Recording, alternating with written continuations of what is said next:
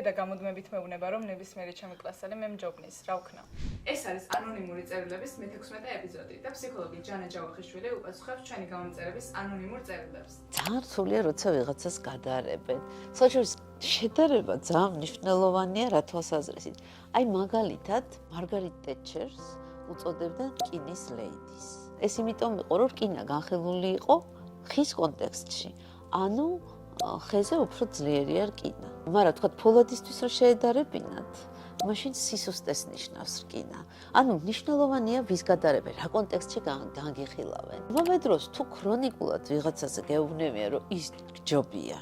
ესე იგი გადარებენ ქრონიკულად ისეთ ადამიანს, რომლის რაღაცა რესურსები უფრო მოწონთ ვიდრე შენი. შეიძლება მას უნდა რომ შვილი რაც შეიძლება კარგი იყოს, მაგრამ ასეთი უარყოფითი შედარებით, როცა ქრონიკულად მასზე უკეთეს ნახულობს, мотиваციას უკარგავს, რომ მართლა მიაღწიოს იმას, რის მიღწევაც შეუძლია.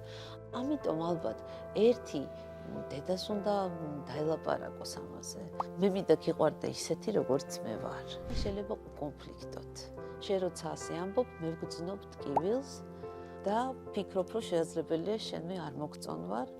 ამიტომ დაფიქრდი, შეიძლება შენ სულ სხვა გზავნილის გადმოცემა გინდა ჩემთვის. შეიძლება შენ გინდა მითხრა, რომ გიყვარვარ და მოგწონვარ და მითხარი პირდაპირ. მადლობა დედა.